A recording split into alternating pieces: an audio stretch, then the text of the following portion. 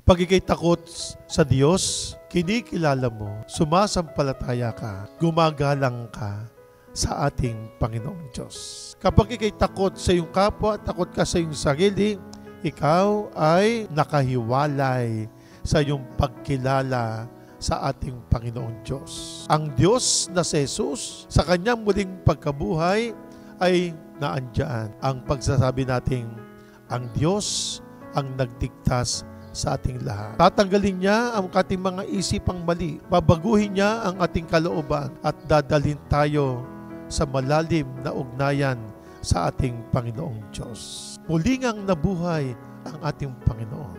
Sumenyo ang kapayapaan sa kabila ng pagkukulang, sa kabila ng kanilang pag-aalinlangan, naandun pa rin, ang pagpapatawad. Kapag may pagpapatawad, awa ng Diyos, pag-ibig ng Diyos.